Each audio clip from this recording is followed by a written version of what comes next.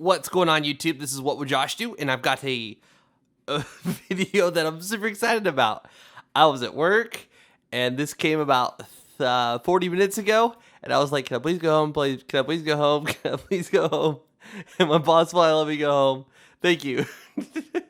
So I only work a couple days a week right now, just to help out a little bit because I have things to pay. So yeah. I cannot wait to open this. You guys all know what this is by the title of the video. So, no surprises. This is very, very exciting. This thing, I'm going to show you why I am so excited here in just a little bit. Voila! Okay, now I need to stand up and do this. This is crazy. This is quite crazy. This, my friends, is the brand new Xbox One. This is the Xbox One Slim. And this is the 2 terabyte model. Kind of a ridiculous amount of storage. But I really wanted to not worry about ever deleting a single game off the hard drive. Now, on my current Xbox One Elite, I use this 512 gigabyte SSD that plugs in the back of it. And my games load significantly faster. Not just a little bit, but significantly faster than if they were on the stock hard drive. So my Xbox One Elite over here is still going to be used. In fact, my daughter sees me play Destiny and she's like, I want to play with you. And she can't play with me because I only had one Xbox One. Now she can play with me. So this is exciting. This is awesome. We're going to compare this to the Xbox One Elite just in size. I'll do another video going over the speed benefits you're going to get from the Elite versus this, because the Elite does have a 1 terabyte solid state hybrid drive, which is significantly faster than the hard drive you're going to get in here. So that being said, the Xbox One Elite still holds a place, but this one's got some really good benefits to it that we're going to talk about. The power supply is integrated, so it's built into it. No need for a huge power brick that takes up a lot of space, and it's just kind of ugly. And I have this little portable thing that I put my console in, and with the Xbox One Elite, I've got to put the power supply somewhere, and it's a little extra thing to carry about and an extra thing to worry about. So there's this, just basically tells you how to hook it all up and plug it all in. That's pretty standard, simple stuff. So this is a box with codes on it, and let's go ahead and open it all up. And there's 14 days of gold that it comes with. You can get the Elite controller. That's the selling point of the Elite Xbox One, is that it has the Elite controller. I sold my day one Xbox One because I stopped using it. It just wasn't something I wanted to use anymore, because the Elite was faster and better, and I didn't at the time. Nobody was using it, so we just got rid of it. But there's that. Looks like a stand. I didn't know it came with a stand.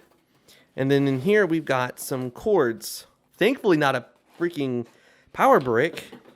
Just a simple little cord. This is exciting and awesome, and I am so excited about this because this is something we've all wanted for a long time. I mean, my PlayStation 4, I just have one cable, I plug this into the back of it, and it's done. And my PS3 was the same way. Now the Xbox One has its own thing. I'm going to go ahead and save this for now. I believe this is a 4K HDMI cable. It's going to stay in there. We're definitely going to be using this. I like my Elite controller, but honestly, I had the paddles off of it. The paddles are annoying and frustrating in my opinion, so I don't use them. And I will be using this controller, actually. That looks amazing. That's awesome. And then in here we've got some AA's. You can buy a little thing that I have a few of, actually. I'm going to throw in there, where I just basically plug the cable into the back of the Xbox One, and I charge up the controller, and I don't have to worry about batteries dying, which is awesome. So let's move that out of the way, and let's get the Xbox One out. Dude, this thing is already smaller. I can already tell you. It just already feels small. That is insane. That is so awesome. This is exciting. This is okay. I'm gonna have a really hard time telling you to save $50 and go with the old Xbox One. That looks awesome. The USB port has moved to the front. It used to be on the side, and it's got a button to release the CD drive or drive that's in there. Then you've got a power button, which is a tactile button. It actually does go in. It's not pressure sensitive, which is amazing. I can't tell you how many times my wife has put her foot up on the entertainment center, or my dog has wagged his tail, or my daughter's put a cup or something, or whatever it is near it, and it's turned off. And I'm like, oh, it's so frustrating. IR blaster, and then the sync button for the remote control. On the back here, on the front, we got the fan. Big giant fan. That's awesome.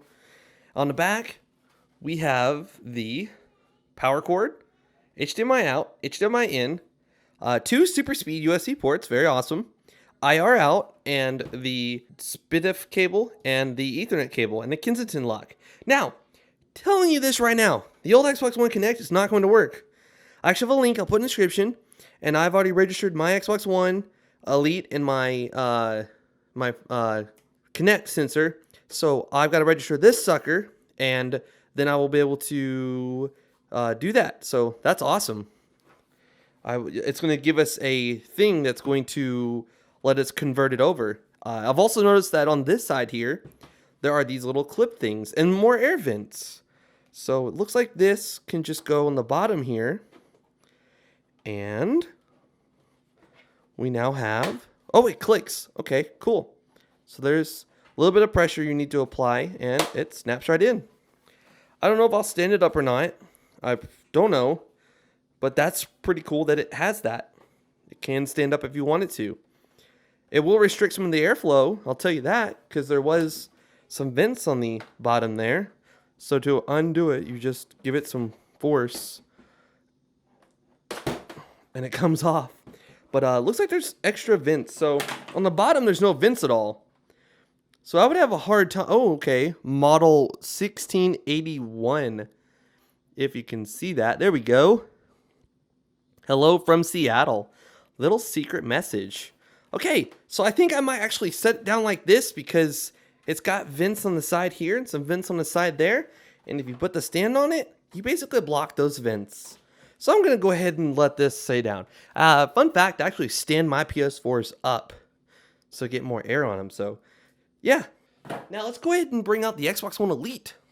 So here's the ugly power brick that's been sitting behind my TV getting some dust. And you don't need this anymore with the new one.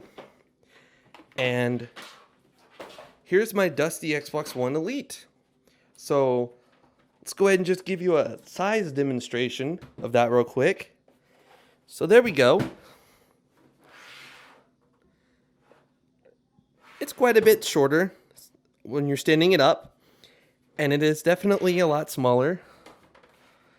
So let's go ahead and do that. Let's compare it like this. Okay. And then sitting it on there. It is definitely smaller. I like it a lot. Okay, so that's about it for that. I'm going to show you another reason I was really excited about the fact that it was smaller. And another reason why I was excited about the fact that it has a built-in power supply. I did a video of this giant thing. The Vanguard portable console thing. So I've already done a video of this. I can link it in the description, or you can search the GAEMS with the GAEMS and wwjoshdew, and you can see it. But in here, it's hard to get the Xbox One. This is for the monitor. This is the power supply for the monitor. It's hard to get the Xbox One in there because it's so freaking huge. And then you've got to put this somewhere and plug this up. So that's not very convenient at all. I've not used the Xbox One in this thing yet because of how big this console is, and then this extra thing here that's got to go somewhere. I mean, you could stick it out here to the side, but when you want to fold this thing up, you've got to put it in there somewhere, which now you don't have space for your controllers or the power supply for the monitor, and you're losing space. So let's go ahead and get this gigantic thing out of there. And now, let's put that in there. That's awesome. Just give it some power, hook the HDMI up to the monitor there, and you're good to go. Let's go ahead and do all that now. Gonna have to turn off the audio for this little microphone here, so the audio is not gonna be as good for a minute. I'm sorry about that. All right, so we've got the console in there. We've got power hooked up. We can turn the monitor on. We're gonna take this little HDMI cable that we have, and we're gonna plug it into the back of the Xbox One here, and under HDMI out. And then we're gonna hook that up to our little games thing here. And then we're gonna take this single little power cord, and we're gonna plug it up right here in the back. So now, let's go ahead and turn this on. Oh, you gotta actually press it, that's right. You gotta press it and turn that on. And let's just throw these crabby AA's in the remote for now. Xbox One is turning on, and the controller is now on. So it might pair up to this one automatically. Yes, it does, sweet. So I didn't have to press the button on the bottom here I think that's where it was, to power it on, or to pair it. There's this thing, let's let that sit back a little bit more. Alright. Sweet, so this is just the startup of the Xbox One. And let's press the A button. Choose English. Let's connect to our on-hub router here. Type in our password. Alright, so now it's going to be connecting to our Google Fiber internet. And I don't normally use Wi-Fi. I actually have an 8-port switch over there that I have plugged into my PS4s, and now they'll be plugged into my Xbox Ones. Where do I live? I live in the United States, and there's an update by default right away. There is a power save mode where when it turns off, it's like a computer. It fully shuts down. That means when you open up the Friends List app, or you open up the Messages app, or you open up a game or something, every time you do that, you're opening an app, and you gotta go to the app and manually close it. Otherwise, it's gonna stay running indefinitely. But if you have power save on, it's going to do a complete shutdown. The benefit of having having instant on is it's faster to. It's a gigabyte update. So if you have instant on, it starts up instantly, but all the apps you had when you turn it off are still running. So that's a drawback. A benefit is it can update like this on its own and reboot.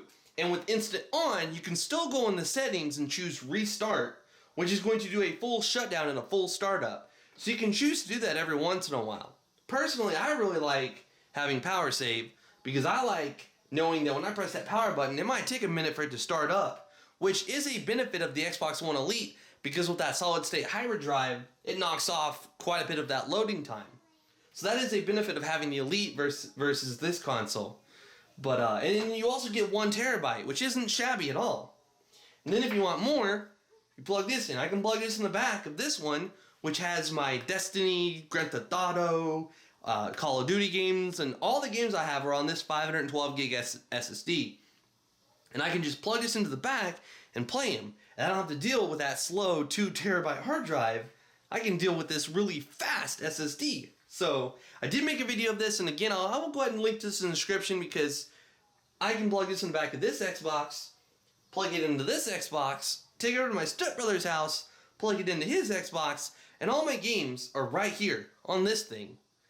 But this is 2 terabytes, so every game I've ever purchased ever, I'll be downloading to this thing, and I'll probably still play my Elite, to be honest with you, just because of the faster startup times and stuff. But this will be like the console that I take with me places when I go and I want to bring this thing with me. I can just close the lid, and I did a whole video of this thing, and now I can do it even easier because I don't have a huge power brick anymore.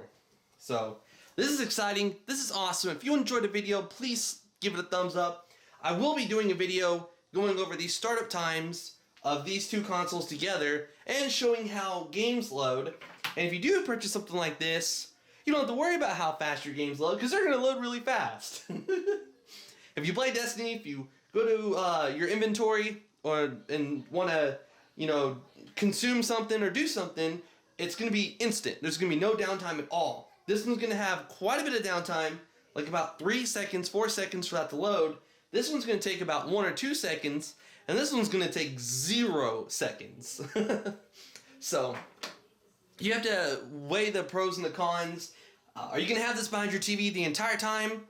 If it is, then you might still consider getting the Elite with the 1 terabyte drive and faster startup and the Elite controller.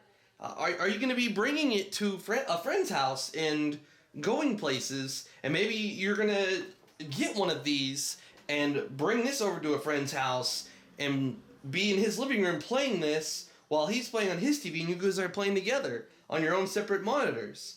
Like, if you're going to be more mobile with it, go ahead and get this. I also did purchase 3 years of SquareTrade. So right after this video, I'm going to register this sucker on SquareTrade, and for 3 years, if something happens with this thing, I can contact SquareTrade and go ahead and let them fix it. If they can't fix it, they'll replace it. If they can't replace it, they'll send me a check for the full value that I paid for this thing. I will have a link to SquareTrade's website in the description if you want to go ahead and purchase SquareTrade for yourself. Again, if you enjoyed the video, please let me know by giving the video a thumbs up. If you're new to my channel, please consider subscribing. Please follow me on Twitter and Instagram because I tweet letting you know, hey, this video is coming out next. Hey, sorry for the delay. This is what's going on. I'll post something Wednesday. And if you're following me, you know when stuff is going to come out and what's happening with me. So please follow me if you haven't done so already. It's at wwjoshdew, or you can go to the links in the description and follow me on various social medias. I use Twitter the most and Instagram. But that's it. This is What Would Josh Do, and I'm out.